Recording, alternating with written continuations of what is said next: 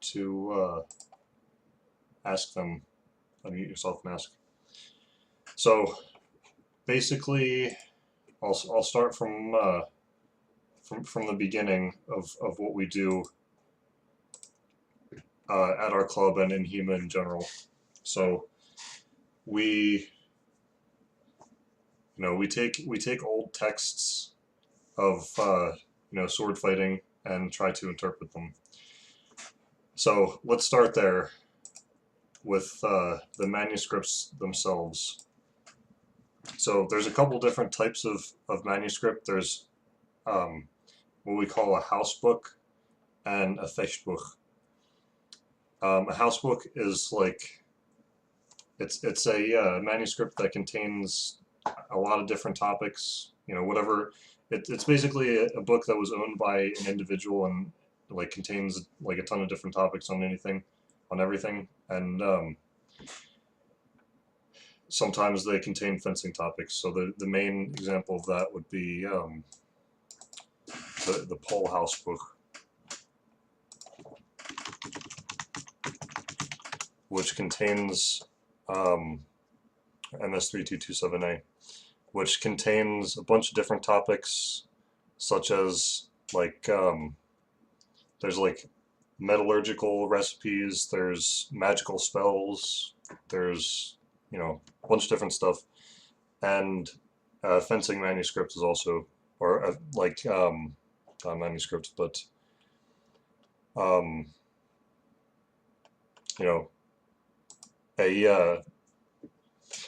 there's a section on fencing in it, and we don't use that one, but it's good. It's good to read. The other one is a Festbuch, which means fencing book, and that just contains a bunch of different. It contains all text related to fencing. So an example of that, let's go to this one, is the Starnberg Festbuch, also known as Codex Danzig, also known as Codex 44A8, also known as the Rome version. So you can see this one contains the glosses, all the glosses, some sword and buckler, wrestling, dagger, armored fencing, armored grappling, all sorts of good stuff, mounted fencing. Cool. So that kind of leads us into what we're specifically studying, which is basically one piece of things that we find in manuscripts. So we're not studying any specific manuscript itself, but a text that is found in multiple manuscripts. So in the case of this one, 44A8, we have gloss of Lee Schnauer's recital on longsword by Pseudo Peter von Danzig. So that's the specific text that we study, or at least one of them anyway. So these other ones, they might be related, they might not be. It depends on what the author of the text of the manuscript can put whatever they want in here. So the other texts are not necessarily related. It just so happens that some of these are, but they don't necessarily have to be. So there are other, we can see here, well, Lev's a better example. So we can see here on the page for Lev, we have the longsword gloss is what we study, and here all the different manuscripts that it appears in. So different times we see the same text in different manuals or in different manuscripts, and there can be any amount of other texts in those manuscripts that we don't care about, or maybe we do care about, but we're not paying attention to at this exact moment. So just a clarification, hopefully, so you don't think that there's any one specific manuscript that we're working out of. And this is kind of what makes the tradition that we study, which is based on the Lee Schnauer glosses. It makes it a little bit more complicated than other traditions that you might find, such as Fiore de Libri, because with those, he does have specific books. He has specific like Fiore books that you study from, but it's not how it works here. It's more complicated. Okay, so about Lee Schnauer, about this guy Johannes Lee Schnauer, who I mentioned a couple times. So Lee Schnauer is a figure in. He's basically the godfather of fencing in Germany as a whole. He's referenced basically until as long as the longsword is in use. He's referenced. As long as people are fencing with longswords in Germany, they talk about Johannes Lee Schnauer and his Zettel and the techniques inside it. So what Lee Schnauer did was he wrote, or maybe not wrote, but compiled and popularized, we don't really know, a poem of rhyming couplets called the Zettel. The word Zettel just means like receipt or list, or, you know, recital is a common translation, but I think in modern German it's just like a piece of paper with stuff written on it. So here you can see some of the Zettel. And there's three parts to the Zettel. There's the longsword, there's the mounted fencing, and there's the short sword. So mounted fencing is exactly what it sounds like. It's fencing on horseback. So fencing on horseback with a lance, with sword, and also wrestling. And then the short sword is fencing in armor. So the reason it's called short sword, so short sword and long sword, if you have a sword, I'm holding one on camera. If you can't see it, I'll describe what I'm doing. So long sword is holding the sword with both hands on the handle. Short sword is one hand on the handle, one hand on the blade. So when you're fencing in armor, you hold the sword with one hand on the handle and one on the blade, so you can get into all the gaps in the armor and whatnot. And it also covers spear in armor and wrestling in armor. And there's a couple plays with dagger in armor at the very end, where the person's already on the ground and you stab them in the foot. But yeah. So those are the three parts of Lee Schnauer's Zettel. So what did that lead to? Oh, a second here. Go to this one. So this is a chart that I threw together for fun one day, and it kind of does it shows visually the extent of Lee Schnauer's influence, I suppose.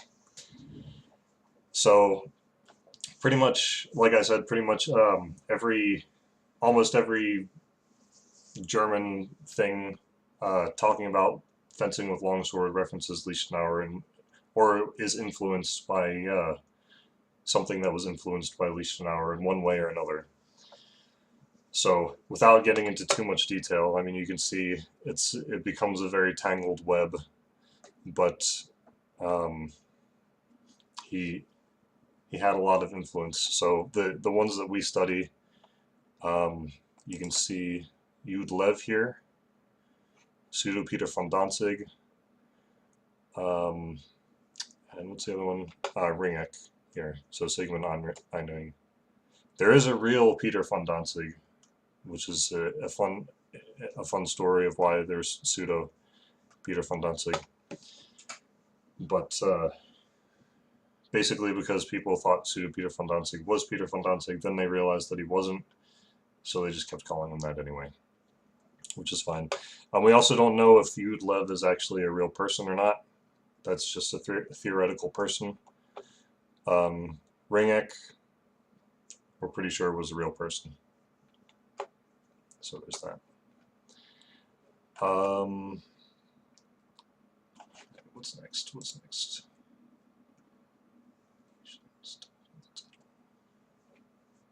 All right, so the glosses of the title. So that's what we study is the glosses. Let's go back to what's an hour here.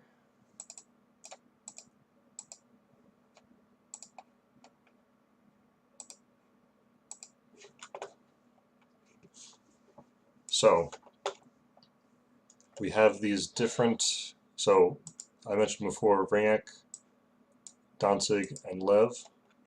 There's also Nikolaus, which I call Raskal, but that one's not as important. So what these are explanations of Lee Schnauer's Zettel, because with Lee Schnauer's Zettel alone, it's just rhyming couplets. It's meant to be unintelligible to anybody who hasn't learned the system. It would be like, if you have learned the system, it would be like a good mnemonic to remember all the techniques and ideas and stuff. But without learning the system, it's gibberish. It's useless. So we study these glosses of them, which is basically it breaks down the Zettel into a couplets at a time, or one couplet, and gives an explanation of what that couplet means. So the reason that I'm taking these three in particular, so we have the Ringek, Danzig, and Lev, they're all glosses, and Nikolaus also.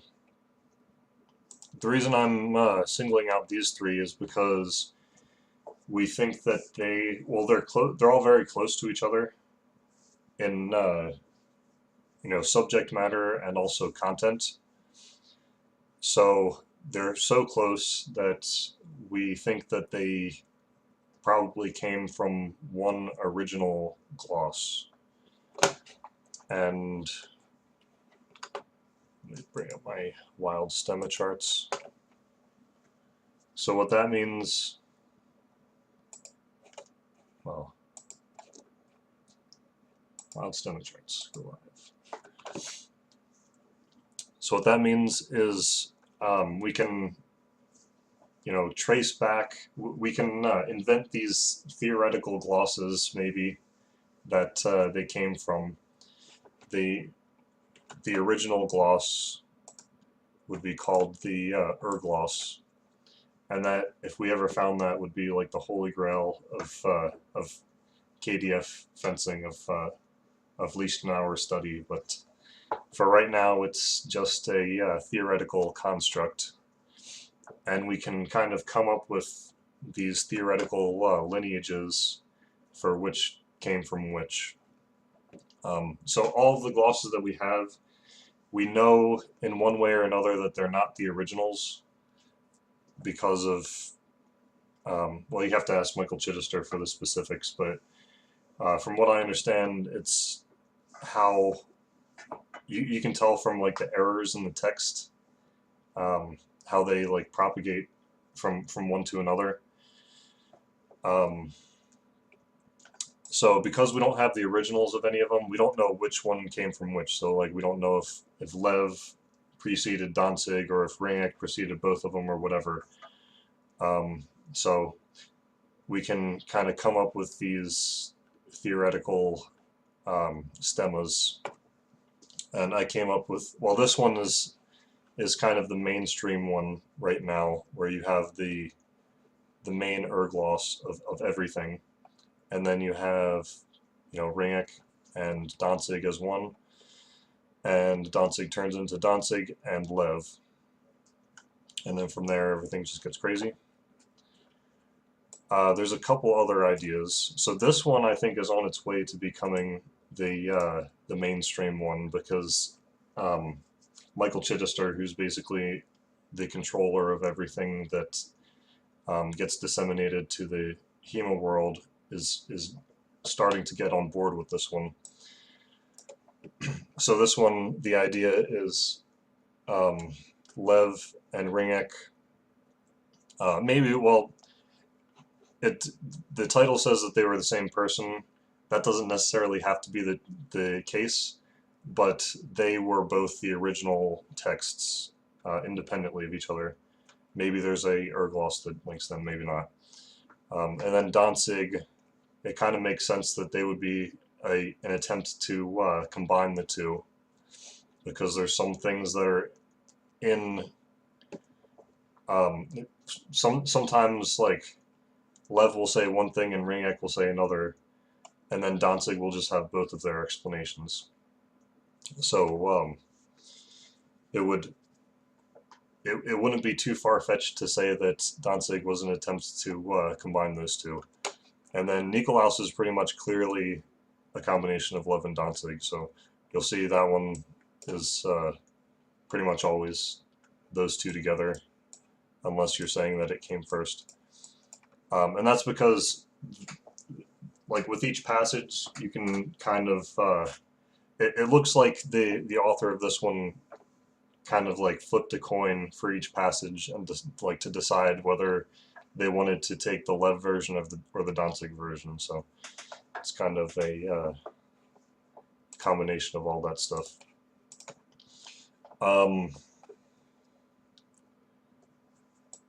So yeah, then there's these are a little bit more wild. Doesn't really matter, but just the idea that you can take these the theoretical copies that we don't have and rearrange them in different ways. So we really don't know. We really don't know what came from what. Yeah. So, any questions about any of that stuff?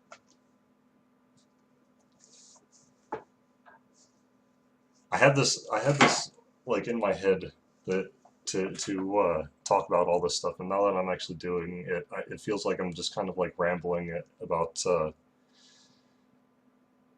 if this is like, if this is weird or hard to understand or anything, like let me know, and I'll try to rein it in a little bit.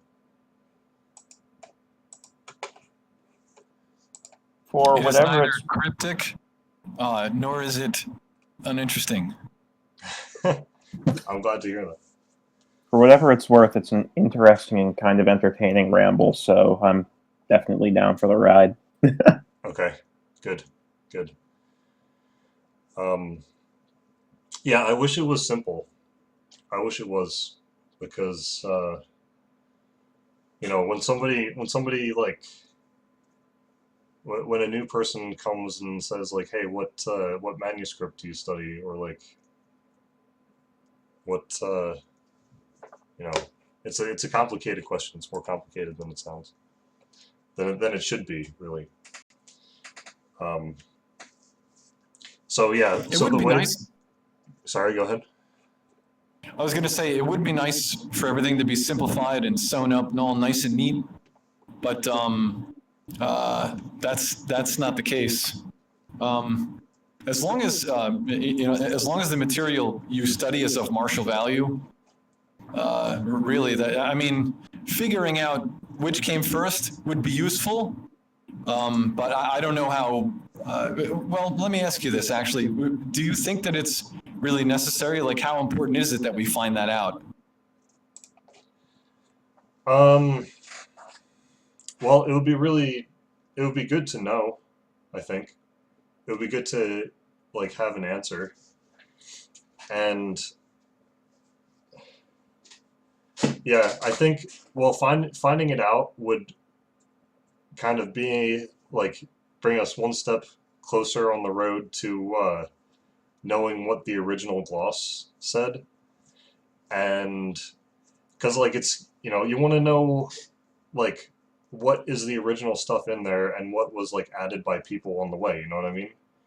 Because you want to know, like, if you're trying to figure out what Lee Schnauer himself is actually telling us, you know, I don't know. I think it's interesting, and I think the differences in all the manuscripts are really interesting, also, and all the traditions are interesting as well. And I think some stuff was deliberately changed from one branch to the other, even though some. Those Go ahead. those might be biases showing up.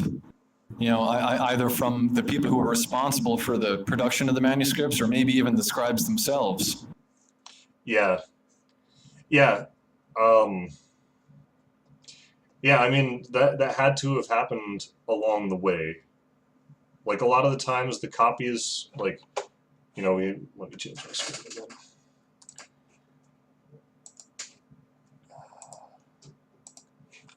So you have so for Lev has the most copies of any of the branches.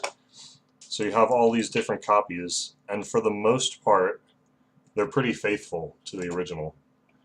Maybe there'll be an error here or there, or whatever, or faithful to each other because we don't have the original.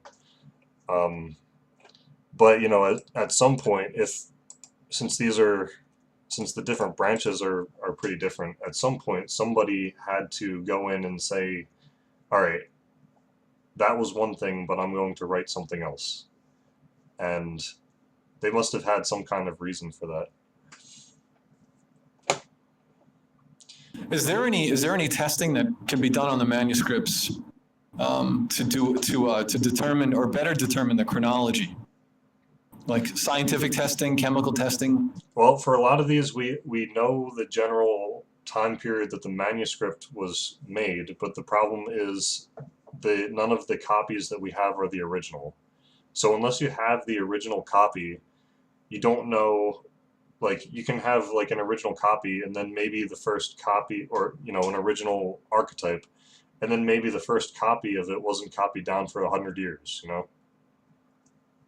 So from the copies, you can't really tell how old the original branch is. You know what I mean? And kind of going off of that, sorry to interject, manuscripts also sometimes are palimpsest, so they might be sort of older materials used and adapted over time, so dating manuscripts can be a little bit tricky. Yeah, that can throw a monkey wrench into everything. Yeah, that's another good point. A lot of them were also a lot of them are. I don't know if this is what you just said, and I'm repeating it, but a lot of them are like compilations of multiple. Like, they'll take different, folia from different time periods and bind them together. Paulus Hector Meyer did that a lot. Yeah. Yeah, that's exactly a palimpsest. Right. That also makes you ask how much material was lost along the way and was never compiled and simply thrown in the trash, like pages they didn't want to use. Yeah.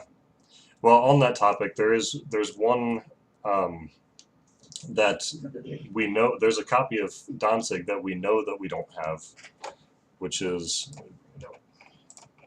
the Faulkner. Oh, is that the one that burned down or caught fire or something? Yeah. So the Faulkner Tournier book, which it was, it would have been really nice to have, because it was a full fencing manual by Peter Faulkner, who we know to be was a captain of the Marksbrüder Guild, which gives him legitimacy, and it had a copy of Danzig in it. And the reason that we know that we don't have it is because it was in the Strasbourg City Archive, which burned down during the, well, you can read it right here, but I'll say it anyway, the Prussian bombardment during the siege of Strasbourg in 1870. And the reason we know about it is because it's referenced in a dictionary, the Schertz dictionary. There's a good amount of excerpts from it in there, and it references this Faulkner Tournier book. I personally found out about that one when I was looking in Grimm's dictionary for Sprechfenster, And the only entry for Sprechfenster in Grimm's dictionary is that it is an old fencing term, and the reference that it gave was Faulkner's version of Danzig. So it wasn't very helpful as a reference, but it was cool to see that our text, was referenced. That's kind of interesting to note because I think one of the biggest reasons we've lost a lot of these sources is because of war, and like a city gets bombed in World War II, an old monastery or library burns, and suddenly just stuff's gone. And I wonder how much we have lost or has been damaged beyond usability from stuff like that. Yeah, probably a lot. I try not to think about it. So probably a lot. There's also probably a lot out there in private collections that we'll just never know about. But on the topic of dating, sometimes we can get a more specific date, such as in the Codex Danzig, where it gives the actual date at the end of the book. How well is it? Maybe it's not this page, but at the end it says it gives the date as 1452 when it was written. So sometimes they make it easier for us.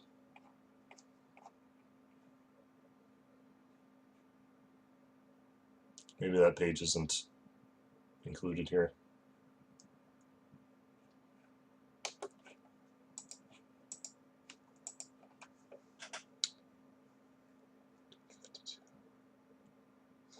But yeah.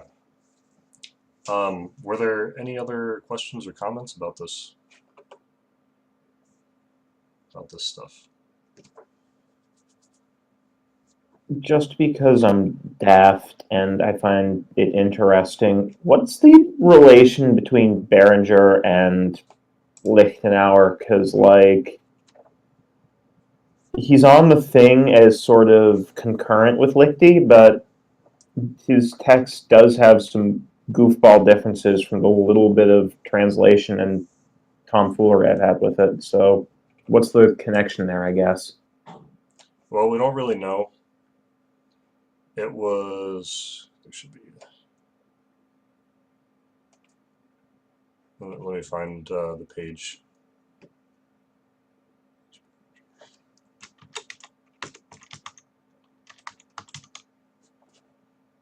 Attributed to Berenger. Here we go. So Berenger, there was so the Jena transcription.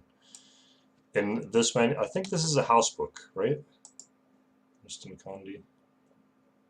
Yeah, it's a house book. And in this house book, there's a shorter version of the Zettel. And the dating is earlier than any of the glosses that we have, or any of the versions of the, I guess, quote-unquote modern Zettel. So it could be like a proto version of the Zettel. It could be, one of an earlier draft, or it could be a different version that people used. But yeah, we don't really know. But it's interesting. I kind of think of it as a in my head canon, I think of it as a proto Zettel, because the next version of the Zettel won't come out until like 1420, or sorry, 1440, which is like 20 years later than this. And this is all assuming that you don't take the. Oh, let's talk about the dating 3227A real quick. So I mentioned this one before, the Paul House book MS3227A. It has another gloss of the Zettel, but it's pretty different from the RDL sources. I think it's definitely worth reading, and it has some really cool advice. But if you try to take it as part of the same, if you try to answer RDL questions using 3227A, you run into some problems. So that's why it's not included in RDL, and it's also it's its own thing. It doesn't. We don't think it comes from any common ancestor with the other glosses, but there are issues with the dating of this one. So the dating of this manuscript comes from a calendar. Here it says here. So a century-long calendar that gives the dates for Easter between the years 1389 and 1494, I think. And because of that, it has been dated by a lot of previous people at 1389. The problem is, if that dating is correct, it throws a huge monkey wrench. It's a huge outlier in the dating of any of all the other Lee Schnauer and Zettel based sources. So that dating has been disputed. But if it is correct, then it pushes our dating of Lee Schnauer and his crew and his posse, the Fellowship of Lee Schnauer, maybe like up to 50 years earlier. So, ignoring that date and just assuming that we don't actually know the date of the Paul House book,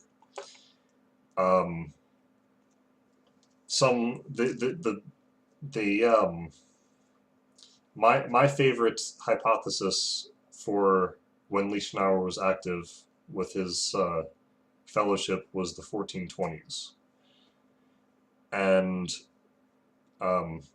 my favorite story of that, which there's no way of, it's basically a wild theory. There's no way of knowing. We don't have any historical records of Lee Schnauer. The only thing we really know about him is like from what the glosses say about him, about how he was a great grandmaster of the sword, and that he had a fellowship with all these people. Let's go to that page. Fellowship of Lee Schnauer.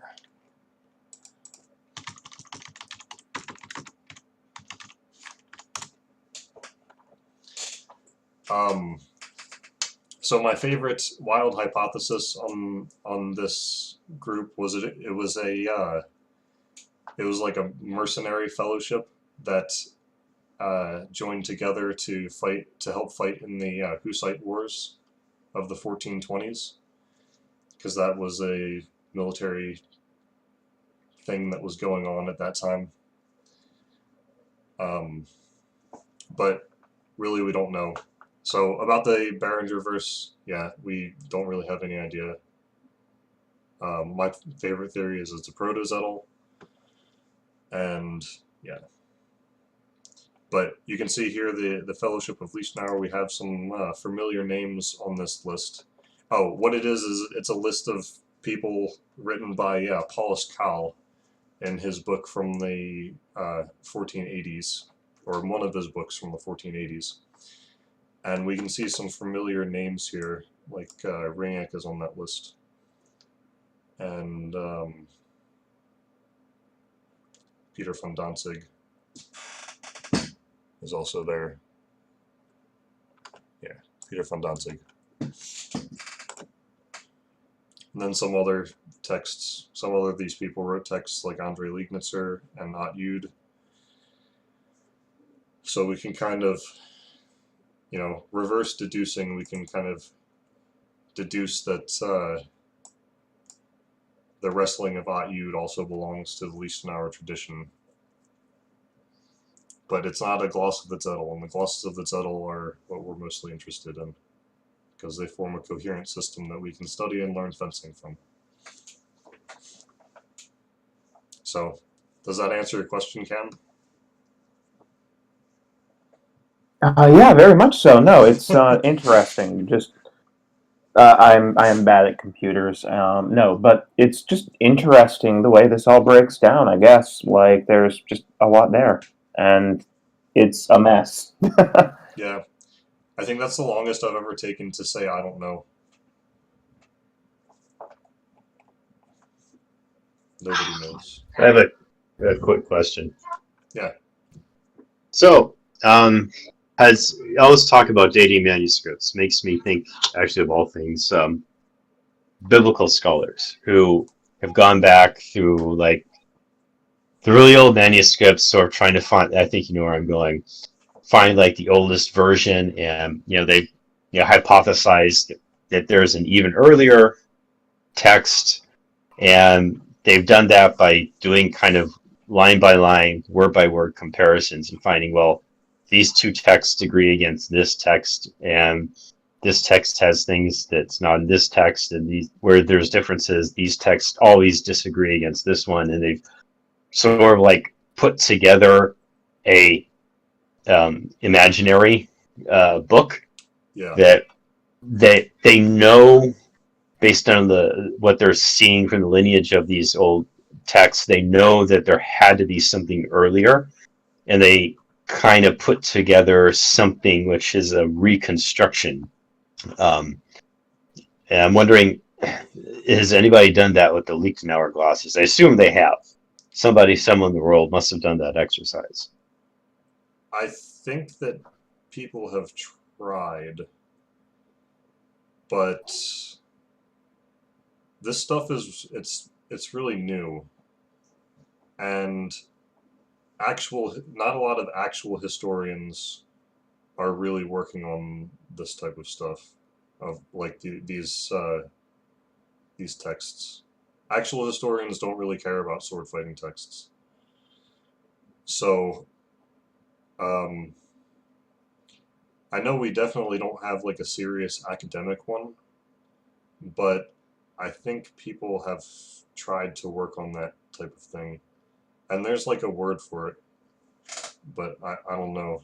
I don't remember what it is. There's a word for like trying to write the original gloss. Danielle, do you know what it is? You sound like you know about manuscripts. Yeah, I'm a medieval art historian, but I know what term you're talking about, but it is just not coming to mind right this minute. Fair enough. Fair enough. The other thing that's I was going to say, sort of questions asked earlier, someone about why would it be important or useful to find sort of the original proto-gloss would be. I was trying to think of something. I don't have any text in front of me, so I can't think off the top of my head of an example. But two reasons. One, we do have examples where these glosses differ in some of their plays, and there's sometimes some fierce debate about which is correct or which is more valid than the other, or are they equally valid. And the other example is these plays that everyone argues about because nobody can agree about exactly what the gloss is actually saying, which kind of suggests that we're missing something. So it would be useful to find an even earlier gloss, because that would tell us maybe if something is missing, you provide more context, or where we have two examples from similar glosses taught, two interpretations of the Zettel, if we would see which one is correct. Now, maybe in like the universe of longsword, both those techniques or both those interpretations might be valid, but that might give you some clue about sort of the state of the art of fencing at that point in history, before that divergence started. Yeah, exactly.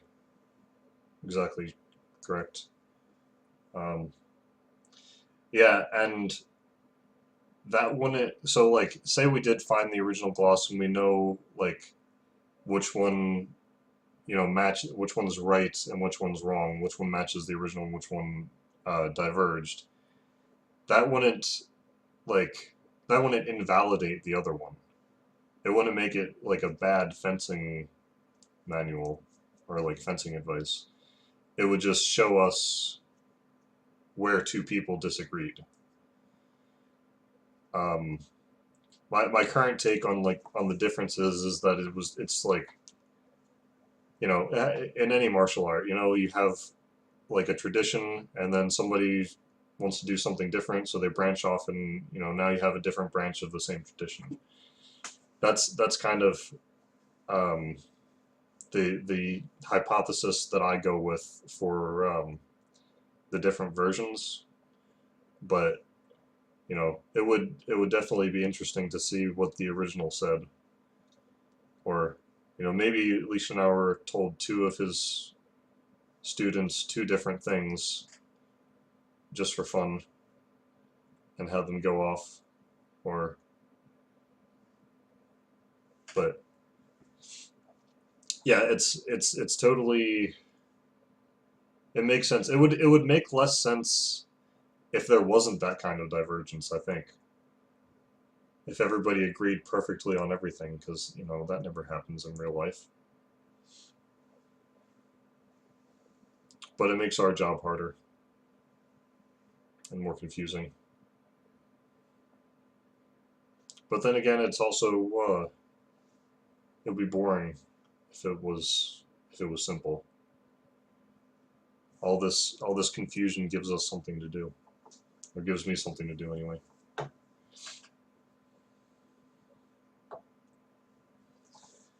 At least it's not Bolognese fencing. Yeah. So, yeah. Anything else about manuscripts and stuff? Or should we? Are there any notably like strange or just really out there variants of KDF manuscript?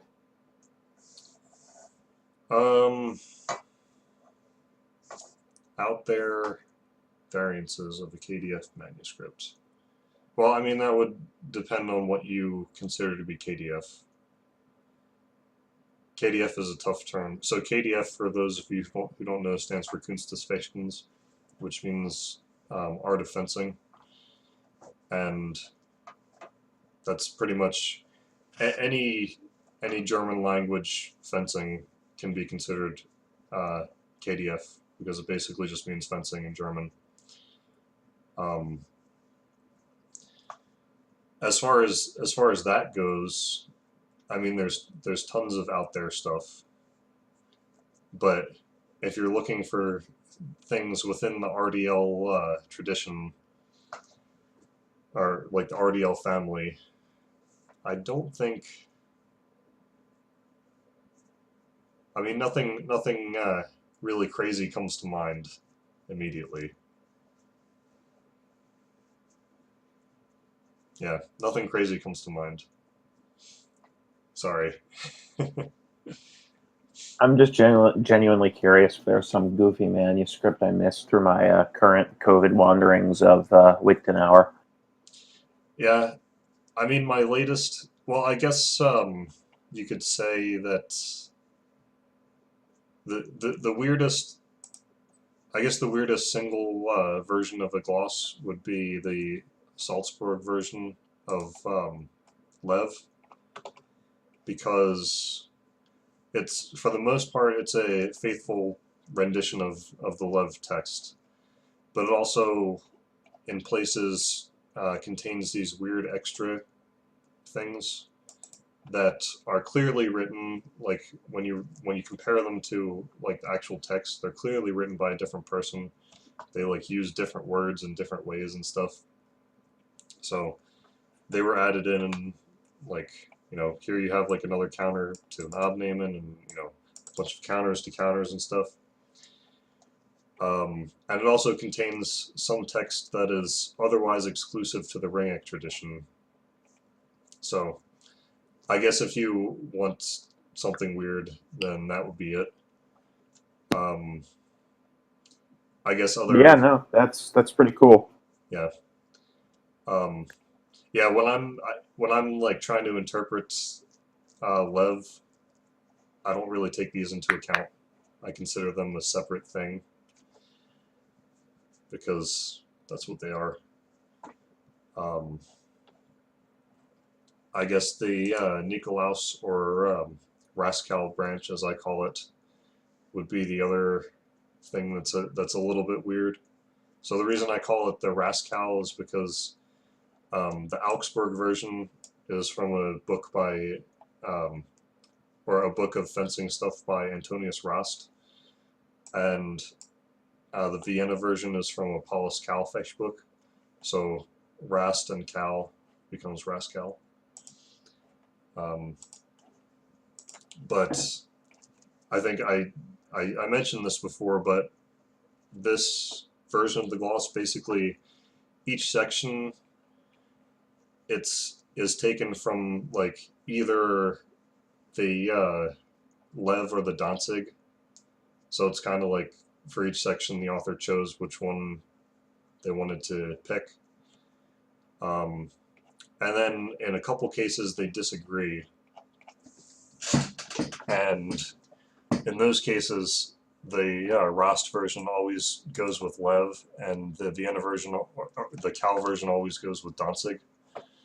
So it's kind of an interesting case that makes you wonder what exactly they were copying from and what the original Rascal text might have looked like. And there's a couple differences that aren't in any of the other ones, but for the most part, it's stuff that you find elsewhere.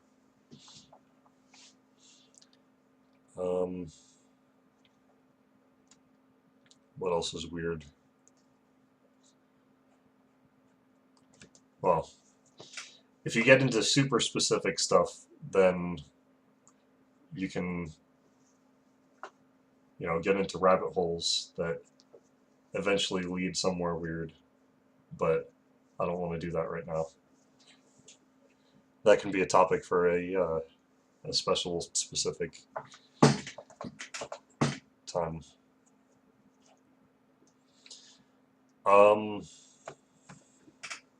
Yeah.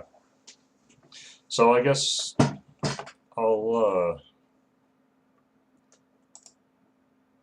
I can mention some other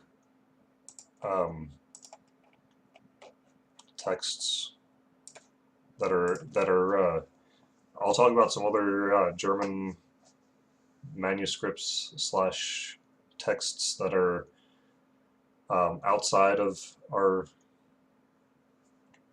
RDL scope. So when you go later on, you get... Well, actually, no. Let's talk about the Clooney.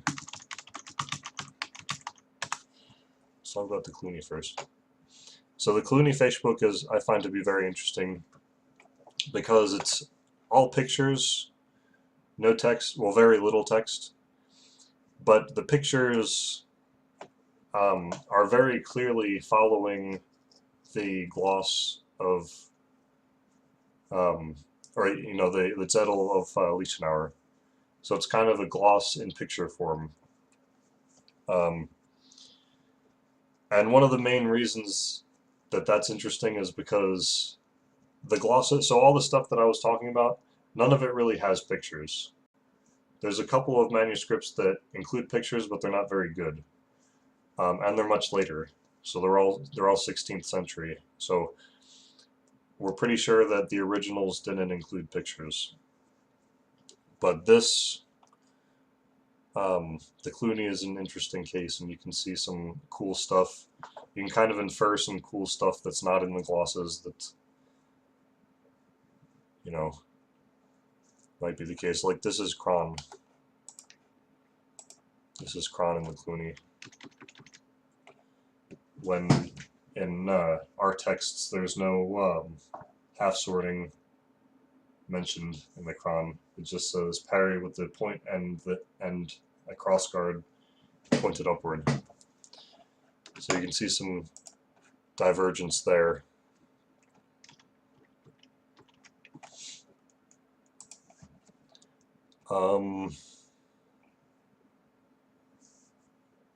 Yeah, so I kind of consider that one to be like another branch.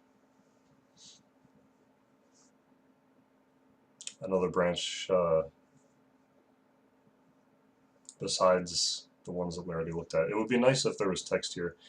It's clear, it's pretty clear that whoever made this intended to put text up in that blank spot, but I guess never got around to it. And it might have been Peter Faulkner who did that too.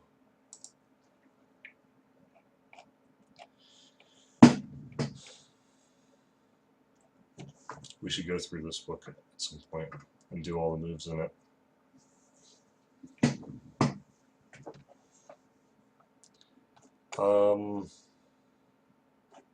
Yeah.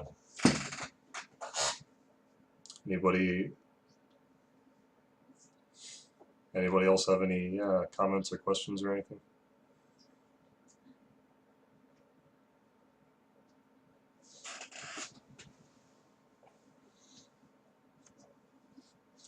Is there anything else that anybody is dying to talk about that's fencing related?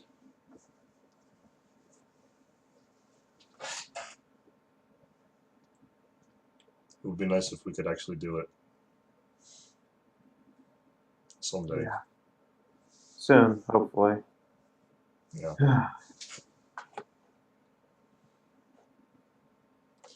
So these Wednesday evening class slash discussions, I want to, I guess starting next Wednesday, I want to just bring up a part of the gloss.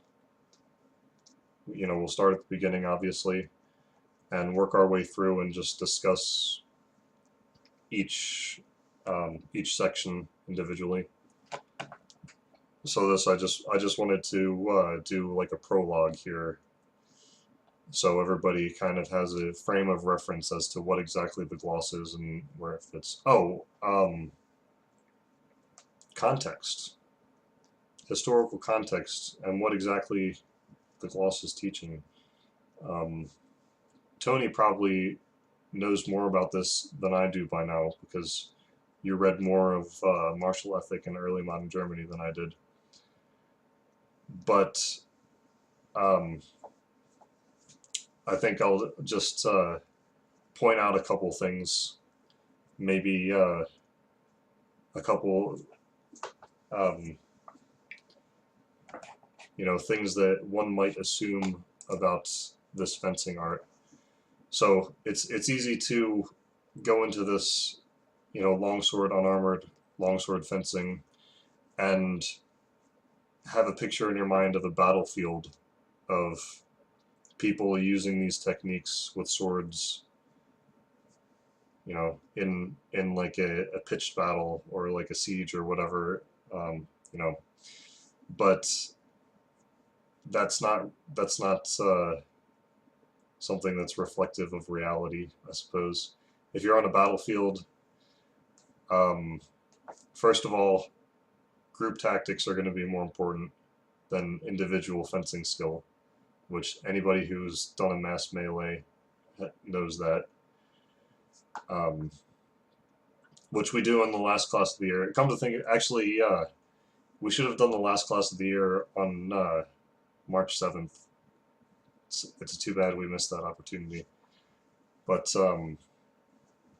yeah, and people didn't really use swords on the battlefield. They would use, like, you know, pole arms or whatever, or being on horseback. So there's actually a couple of really interesting examples that come to mind. I have to dig up the citations, but I know there's I think a 13th century account from a French knight that says your first weapon is your spear or your lance, and then you move to your mace, and then you move to your sword when you don't have any more weapons. And later is actually account by a Polish nobleman from like I think 16th or 17th century, the Polish winged hussars.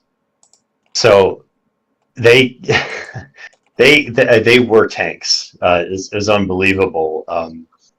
I mean, it talks about like you use your lance until you have too many bodies on it, you can't lift it.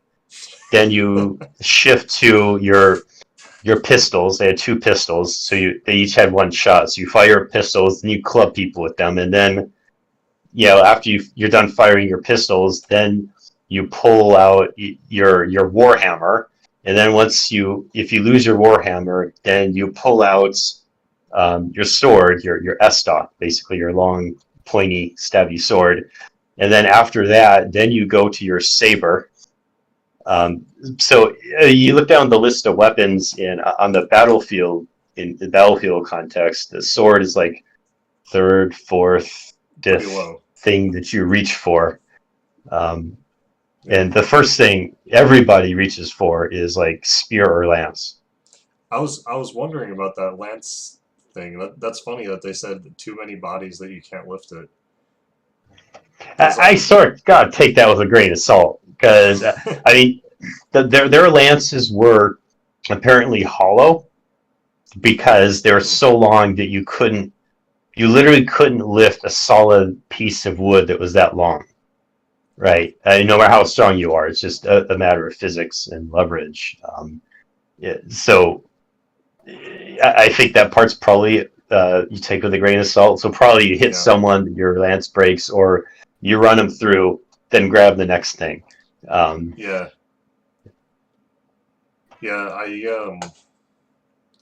they have like more spears in backup or more lances in backup that they would like stab someone and then like ride back and get a new spear? Sometimes maybe. I don't know. I have no idea. I mean, I've heard of that being a thing.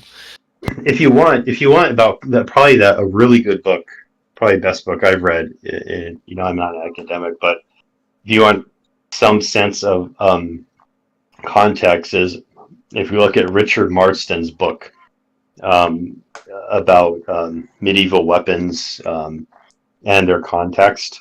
I have that book. So that one's fun. I haven't read it yet, but I have it. Yeah, so that does a good job setting the stage at least for self-defense, judicial duel, battlefield, assassination, all these different contexts that you might run into. Yeah.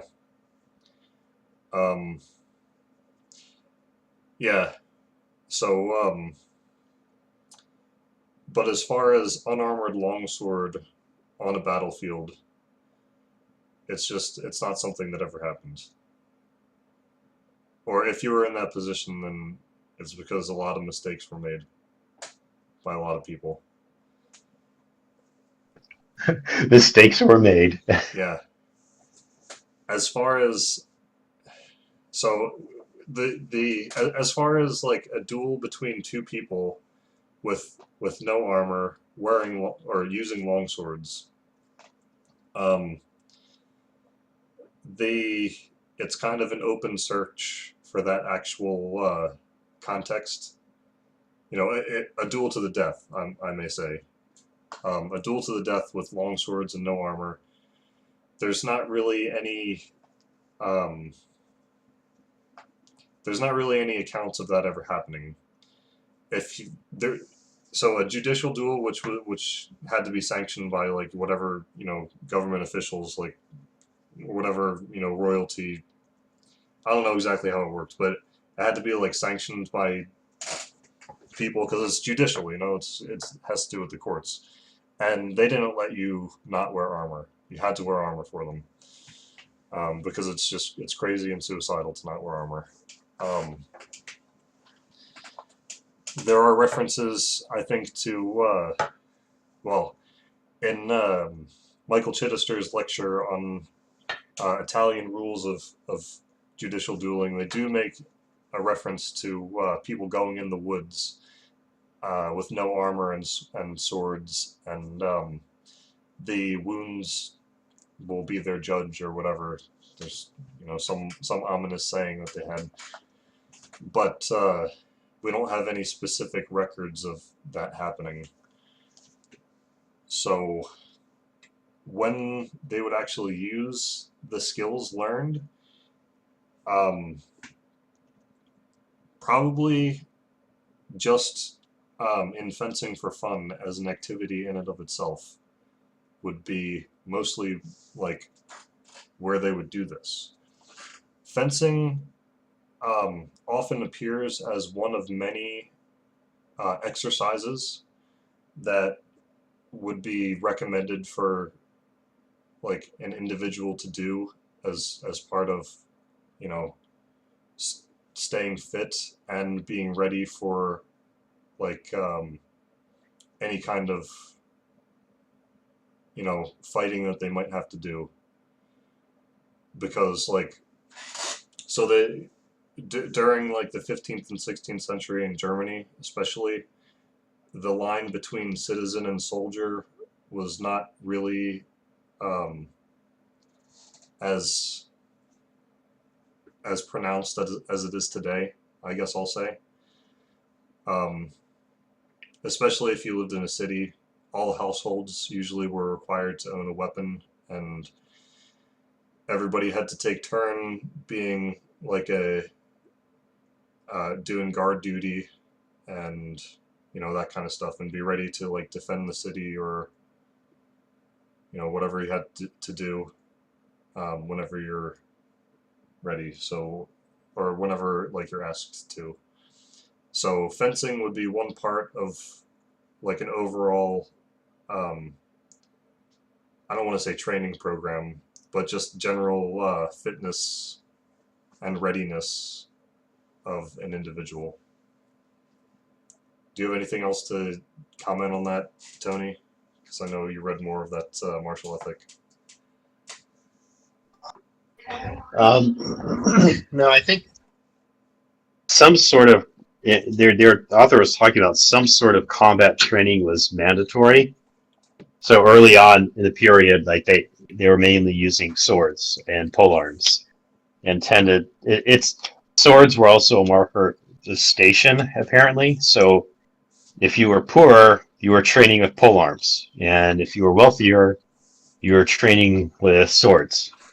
And then later on, the wealthier, the middle and upper class were training with crossbows and then firearms. So one, it was sort of a marker of class, but there's also a lot of, they go into a lot, the author talked a lot about like disturbances, like brawls, and mainly they seem to be involved related to alcohol and fights in pubs and bars.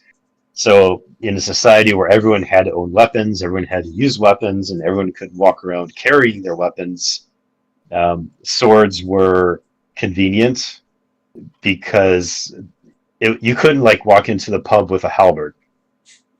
That was a little inconvenient, but you could walk in carrying a sword or a knife. And so they were talking about sort of wound patterns and trial records. A lot of the injuries were carried out by swords, knives, other bladed weapons like that, at least among the men. One thing that I heard from Adam Franti, who's big on this kind of stuff, is that sometimes people would just like want to fight with swords because it's fun, and they would pull out their sharps and just fight, and somebody would accidentally like get hit and maybe die. I don't know. Yeah, that makes sense. Yeah. I mean, I've heard before, and I can't place it, but it sort of makes sense in this context of the unarmored duel with longsword wasn't a thing, and the people that were doing it, roaming around from town to town, challenging people and offering their services as teachers, were really kind of more like a 19th century gunslingers in the Wild West. Yeah. They kind of operated on the fringes of society. They were disreputable. Yeah. They got into a lot of fights, and communities really didn't, for the most part, didn't appreciate them hanging around. That makes sense. Well, I wasn't there a specific account of that? Like, Steve, didn't you put that in the Facebook page a long, long time ago? Yep. It was basically the wandering swordsman walked into and like the sword of the local fencing master was hanging up, and he threw it in the floor and called him a fraud. And then they basically had an impromptu duel where they had the tips cut off with hacksaws, and they were basically a bunch of quacks. And then the guy who was in charge of the duel basically threw them both out of town for being idiots. Yeah. The I forgot about the throwing the sword on the ground and calling him a fraud. But that's funny. But the result of the duel was one of the guys. I forget who was the winner and who was like the loser. But one of them hit the other one on the hand by accident, trying to like go for a deeper target or something, and he got like. The guy, he got like thrown into jail for like a few hours for like doing a dishonorable hit because he hit to the hand, and then like the other guy also got thrown out of town because I don't know. It was I don't remember the details, but Well, I'll say if I remember correctly, it was like they talk about the guy who's supposed to be the fencing master essentially throws this wild hit at the head, and the guy gets hit in the hand. So they threw him in jail because they claimed he intended to kill him by hitting him in the head, and they were like it was a reckless blow or something like that. He sliced off the heel of his thumb. Yeah, so the guy must have like lifted his sword up into like an ox guard or something to block and missed. And then yeah, you know the rest. Actually, I think the easiest way for that hit to happen would be if he picked up into like a high Vomtog, because if it's at the thumb heel and your hands are raised, and the sword comes with just a generic ober, that's about where it's going to land. One thing that I think does, and this is going to come from, who is it? Might be the historian Tom Holland, I think. He had a book about basically the Battle of Lepanto, which was, the Christian Europe against fighting a huge battle in the Mediterranean against the Muslim navy, and actually winning, which actually is funny. It kind of destroyed the Holy League militarily, but it was a Pyrrhic victory because the Arab Empire could replace all of its losses in like 1 year. But they do talk about in their Spanish knights and men-at-arms using the Montante, fully armored. So, that would be, I guess, the only example I can think of, something that's like written down in the book somewhere, where they have these techniques of how to use these weapons and actually, potentially being used in a battlefield situation as described in the text, because they specifically describe them like some of the most fearsome soldiers that the Europeans had. They said were these men-at-arms, which were basically fully armored, would board a galley with a huge Montante and would just start literally sweeping the deck, kind of going in a diagonal pattern up and down the deck, swinging this huge two-handed sword, which we know from manual on Iberian swordsmanship was a thing. In fact, there's a specific rule for fighting on a galley. It's kind of wild because he's talking about accounts from eyewitnesses where the Christian slaves on Muslim ships chained to the oars were like trying to duck and not get killed by these Spanish swordsmen with their montantes as they come down the galley. crazy. Yeah, Montante is like That's more like a pole arm though at that point, isn't it? Right?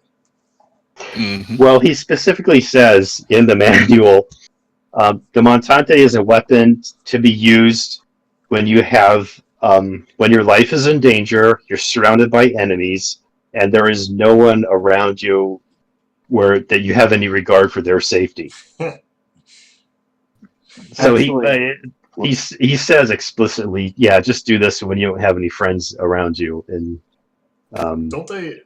Isn't there like techniques for like defending a person though? Who's like, oh my god, I yeah. thought So so. escorting a noble woman through a crowd yeah, is one, and how he's seen that done is that the person playing noble woman is really grabbing the belt from behind of the person swinging the montante. So they're grabbing their belt and like crouching down yeah, and kind of trying to follow along behind them while they're doing all this stuff. But yeah, there are some disturbingly specific rules, like how to fight on the enemy galley, how to defend a noble woman in a crowd, how to fight an angry crowd in a narrow street, how to fight an angry crowd in a broad street, how to fight an angry crowd on one side, how to fight an angry crowd on both sides.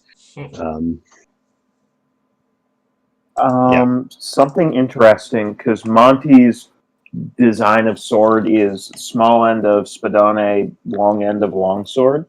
He says that any techniques with a pole arm are directly applicable to a large enough longsword with very little modification needed. So that kind of tracks with what Steve said of by the time you get to a big enough sword, it's just a pole arm with a cooler grip. yeah. I mean, doesn't the staff stuff from Antonius Rast basically resemble longsword really closely, at least in the beginning part? Haven't read it. I mean, I just kind of looked at the pretty pictures and it didn't look too different. I guess I should try reading it next time. Yeah. The best thing in Rast, well, actually, oh, let's talk about Wallerstein real quick. Oh god. Yeah, but that's another. That one's fun. Yeah, it's another tradition. Well, I mean, in my headcanon, Wallerstein is part of the Lee Schnauer tradition. I'm trying to prove that it is, but there is no proof because it probably isn't. The longsword material seems so different, though. It seems closer to Fjord, at least at first glance. I don't think it's different. I think he uses like all the same. Wallerstein's definitely closer to RDL than it is to PRA. Like, for sure, just the way Wallerstein plays tracks with someone that basically looked at KDF and said, I like that wrestling bit, let's do that. Yeah. Okay, so let me confuse everybody. Let me muddy the waters again with this because so we keep saying Wallerstein, but Wallerstein is a manuscript. Well, it's what we call one of the manuscripts. Let me get back to that one. And we should stop saying Wallerstein. We should start saying the von Baumann Fechbuch, because Wallerstein is like a museum or something. Or no, it's currently in the in Augsburg, but it was in Wallerstein. Wallerstein is a museum, and there are a lot of Codex Wallersteins because it's a codex from that place. So a more accurate name is the von Baumann Fechbuch. So I'll further muddy the waters by saying that the things that we are talking about when we say Codex Wallerstein are found on this Lichtenauer page called Nuremberg Group. Nuremberg Group. So here's what we're talking about, the sword. All these cool plays. And there are other copies of this, of both the pictures and the, better text from Rust, but still related. And they don't really have any connection to Nuremberg, or the connection to Nuremberg is very loose. So this is all from Chittister. So he's thinking about changing this to the Augsburg group or the Augsburg tradition, and I'm very unhappy about that because he's stepping on Jörg Wilhelm's toes there. Jörg Wilhelm should be the Augsburg guy. Personally, I think that this this page Nuremberg group, I think it should be named after, like, you know, a popular technique or like a unique technique in the system, which we know which one that's going to be. This one, this bad boy here. Yep.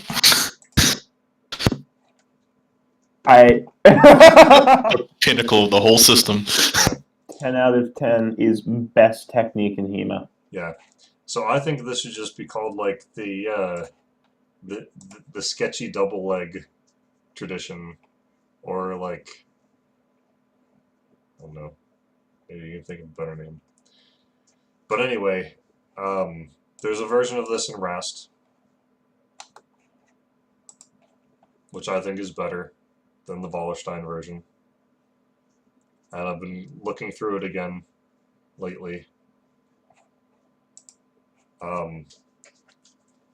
But yeah, that's my favorite thing from Rast. But oh, right, more about Rast. So, well, actually, no, that's my second favorite thing in Rast. My favorite thing in Rast is in the armored section. Where is it? This one. This technique. The jackhammer. Yeah. So basically, I don't remember exactly what the text says, the exact wording here, but the idea is you pretty much just you like turtle up above and you ignore his stabbing, and then you just stab your sword into his foot and through his foot and into the ground, and then you stay there until he bleeds to death. That's what the text says. All while the other person is trying to stab you. Wouldn't that take a while? But look how good your armor is. You have no gaps up here. As long as you like keep your arms down and your head I mean, he can't have no gaps if the guy's aiming for his throat. There has to be something there. So the whole theory on this is I spent more money on my armor than you. Get fucked, noob. Well, this is the mid 16th century. Look at good mid 16th century armor.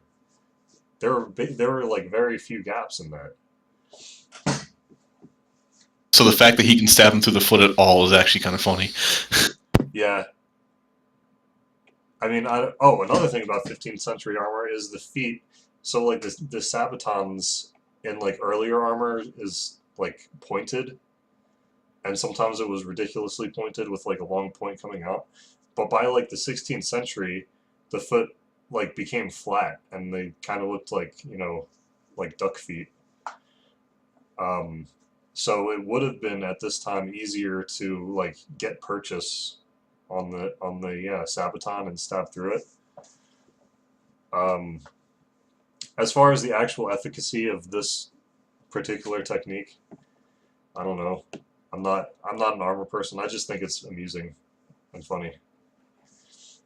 I wonder if it actually happened at one point in order to end up in the book. Like if he saw it in a public duel or something, he's like, yo, I gotta add this for later. Maybe.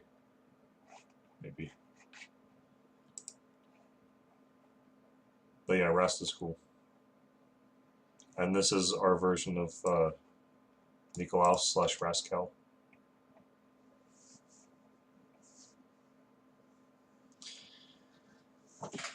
There was something. There was something that we were talking about that was a tangent of. And I don't remember what it was. That was a tangent of a tangent, right? Because Wallerstein.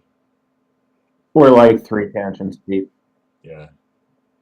Right. So we were talking about historical context of fencing. Yes. Right. So, okay. Unarmored fencing wasn't used in a battlefield, but that doesn't mean that it's not good or useful or historical. It doesn't lessen it in any way. In fact, I think it makes it even better because we know that fencing was an important part of like the training regimen of any like individual, even if they weren't using the specific stuff on like a hypothetical battlefield. It also means they probably did it more often because things that you don't do to kill people, you can do more often because you survive to do it again. We know they had factuals, which were competitions where they would use fetters and try to hit each other on the head and make each other bleed, and the person with the highest bleeding head wound would lose. Then the winner would get 2 golden rhinish, and the winner of the entire competition would get a laurel crown that they could wear.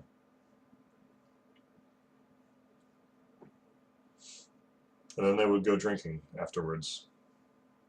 Yeah, weren't the Feather Factors infamous rabble-rousers? The rabble-rousers were... So we know that there were Factula where none of the... what was it? None of the fencing guilds were allowed sometimes to the Factulas because for whatever reason. And another group that we knew were not welcome in Factulas were university students because they kind of they weren't exactly subject to the laws of the city. They were subject to the laws of the university, and they were known for getting into mischief. So, not much has changed, I guess. And we also know that they were not allowed to bring wine into the fencing area while people were still fencing, which means that people definitely did it. But it was frowned upon. But people definitely did it. I know this is significantly later, but doesn't Mikkel Hunt talk about defending against university students that are essentially trying to mug people because they're drunk? Probably. No, he talks about defending against the police after you tried to mug someone because you're essentially drunk. Oh. I thought there was something about university students. Or if it's from the perspective of you as a university student. I mean, it's one or the other. I know there was the thing about the guards, but I wasn't sure if... I could have sworn something with the universities. I'd have to look back at it. Yeah, it wouldn't surprise me. There is a documented incident in England of a riot. It's either Cambridge or Oxford, where the students got to fight with the surrounding community, and they used swords among the weapons in their riot. I found Michael Hunt's text, if anyone wants a dramatic reading. Yeah, I'm looking through it right now to see if there's anything. It's Play 98. Okay. It happens sometimes that when one has been the guest of honest people and is going home, especially at the universities, when one has joined together in a group, that one comes to some misfortune. There it is too often conducive. When one of the others is not good and seeks to envy, so that several honest fellows thus at night must leave their hair, or probably even give up their life, as I have experienced this same in my time. And he basically rambles about how you throw rocks at them to drive them away, like we're in the Hobbit movies. Sweet. Yeah, he literally tells you to throw rocks at people. I select the one where he tells you to just simply bring a gun. That is the last play of the text. When in doubt, pull out your pistol and shoot a bitch. Technically means that if there is a mixed weapon tournament, I want my Nerf gun.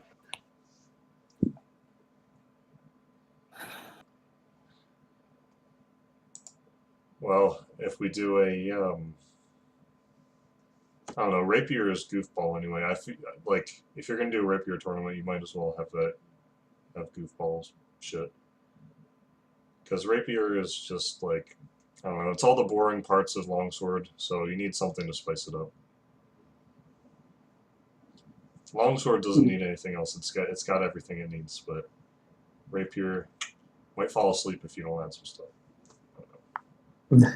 Just me personally. It's definitely less entertaining than longsword. Yeah. Feuds, I guess. Feuds were a thing in Germany. They were a source of violence. And they're interesting because we know that killing was frowned upon in a feud. So a feud was basically like when two nobles, or even like people who weren't nobles, had a disagreement. They would, like, maybe it was like a monetary disagreement, like somebody owed somebody money. They would like declare a feud, which means that they would have like their people harass like the other person's people in like violent ways and like kidnap people and whatever until the thing was resolved. And that was legal. They were allowed to do that, which is kind of crazy. So that might be a time when you would use your fencing skills. Weren't you also allowed to feud against just about anyone, even if it was the emperor? Yeah. Yeah. You were allowed to feud against the emperor, and people did it. And they like weren't considered traitors afterwards. Crazy culture. I can only imagine, like, the lack of thought that went through those people's heads feuding against the emperor who has the entire empire's resources at his disposal, and how they think they're going to possibly win. But I don't think they did, because I think that as reading that was viewed as a personal matter, right? Like if the emperor got into a feud with another nobleman, yeah, you didn't have to help the emperor. That was his problem. Like if the emperor can't pay his bills, well, yeah, exactly. That's his business. Yeah, and you'd like you get people on your side too. That was like a big part of feuds, is like propaganda, is like writing all these letters to people, telling them like how cool you are and how bad your opponent is, so that they'll like join you on their feud. And then like, you know, if you join somebody's feud, then that way you know if you ever have to feud with somebody, then that person better have your back too. So yeah, I mean, if you can get enough friends, like the emperor couldn't like demand that everybody fight for him, like we think of an emperor being able to do. So if you had enough friends who were willing to feud against the emperor, like sure, it's a personal thing. However, helping the emperor in a feud and having him have your back is a very nice proposition. Well, actually, that was I think that was the source of the feud that Tony was talking about, because it was, I forget this guy's name, but he was a noble and he was helping the emperor in a feud, like financially, like, you know, giving him, you know, people and like resources and stuff. And he was like keeping a tab of like all this. The emperor said that he would like pay him back in full, so he was like keeping a tab of all the stuff that like he was providing for the emperor, so the emperor would pay him back afterwards. And then after it was all over, I think the emperor, I don't remember if he won or lost the feud. I want to say he lost. But afterwards, this guy comes up and he says, like, all right, you said you'd pay me back. I have this bill of all the money that you owe. And the emperor wouldn't pay, so he declared a feud on the emperor. So there you go. You can't always count on, you know, the emperor having your back. I'd laugh if the emperor had a back-to-back loss in feuds. Yeah. I don't know. I'll have to pull out the book and see, but I don't want to do that immediately, like right now.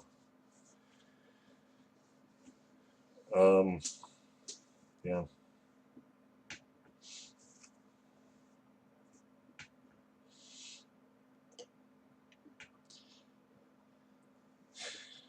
So, yeah, I think that's pretty much what I wanted to cover today. Just like about the manuscripts and about a little bit of historical context. So, if anybody has anything else that they want to talk about, we can. Otherwise, we can wrap up.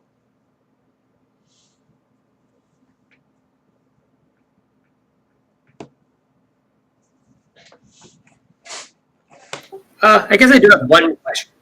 Okay. So it's not a battlefield thing. So we don't have to worry about innovations in technology on the battlefield affecting, the techniques that were written about and passed down. But were there any technological advances just in general that would have changed the way that we would have done things or added new things that could have been done?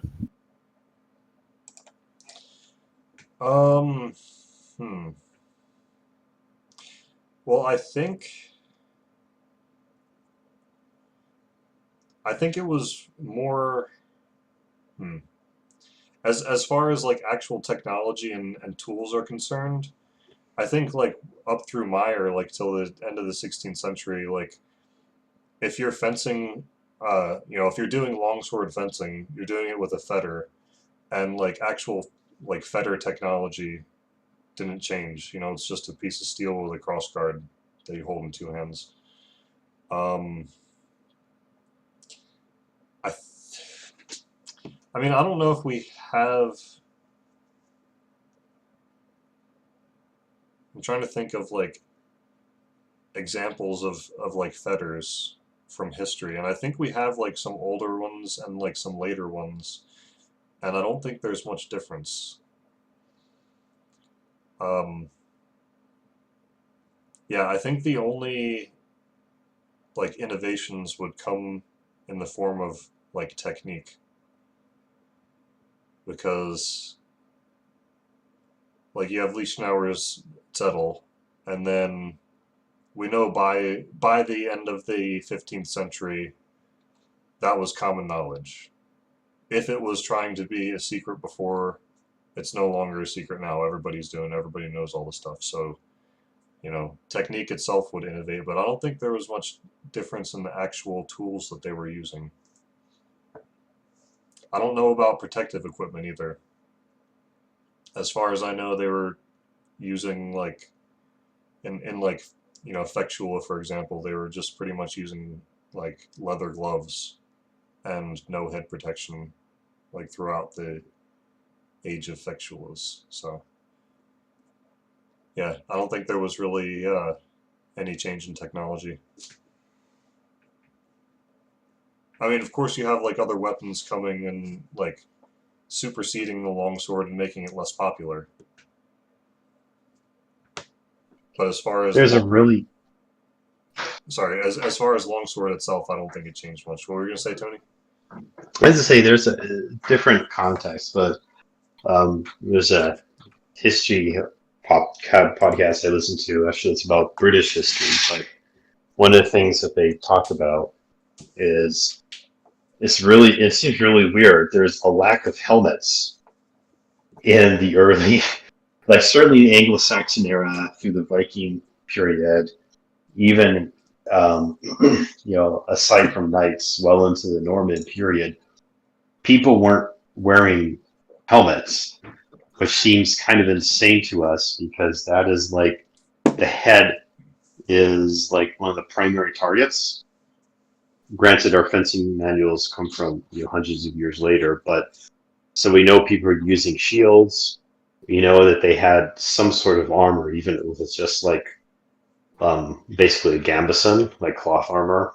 But there is very little evidence of helmets, which is odd.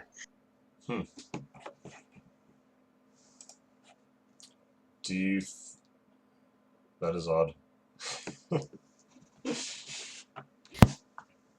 Yeah, because I know, I think I remember reading before that there's only like 3 or so helmets that come out of Norway during the Viking Age, and the rest come from elsewhere, and even that, there's still a very, very, very low number. Despite the fact that artwork from the period shows just about everyone wearing a helmet, there's very few actual archaeological finds of helmets being dug up. I wonder if that has something to do with the material composition of the helmets. Maybe is it evidence that they're metal, or could they be leather? I mean, a leather one would just simply rot away, so Yeah. obviously all the ones that are found. Well, so, if I remember correctly, I don't have a photographic memory by any stretch, but I believe all the drawings show a metal helmet because they're all colored gray.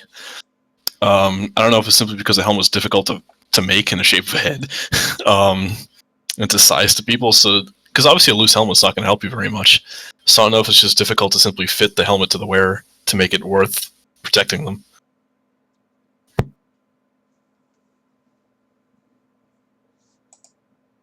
Yeah, I don't know. We also don't have many fetters, but we knew that there were a ton of those. They also weren't called fetters. If they had a name, it was probably Paratschvet, which means. I thought they were called fetters. No, Doesn't the word fetter come from that time period? I think it appears in like the 17th century. Ah. But yeah, that's mostly modern Hemaism. But it's one, I know it's... Keep going. I was just gonna say it's one that I don't really mind much. Hmm. I'm willing to say fetter because it's, yeah. What were you saying?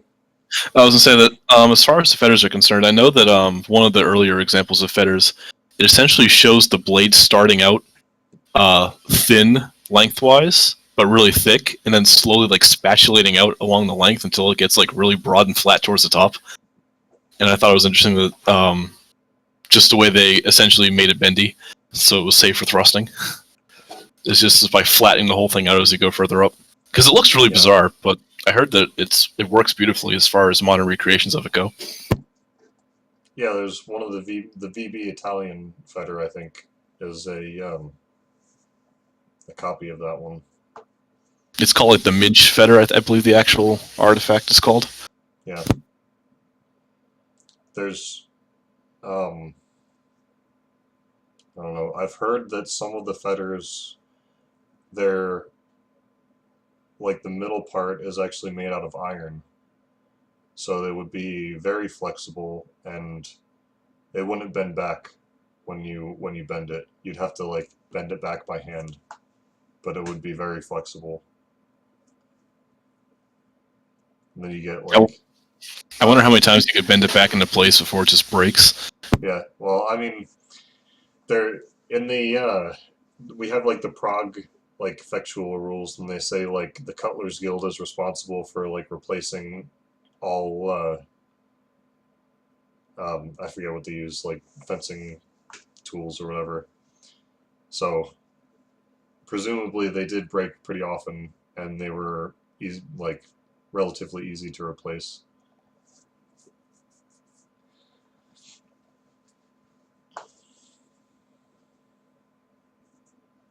Which makes sense. I mean, you're hitting people with them. You're clashing swords with them over and over again. So, yeah, if you want to learn more about factual culture and stuff, the talk by Adam Franti called Secrets on Display. I recommend that one a lot. He talks a lot about a lot of the stuff that we brought up today, but he knows more about it than I do.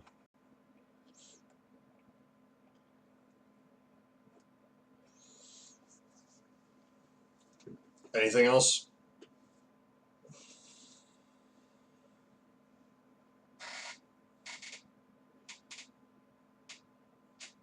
Sword stuff. All right, next week we will we'll start with the gloss, and we'll talk about the beginning of the common lessons, and cutting with a passing step, and a lot of ideas related to that. All right, I think I'm gonna wrap it up there. If you want to keep talking about other stuff, you can feel free. And that's it. Thanks everybody for coming. Thank you so much. More people came than I thought were going to. Thank you.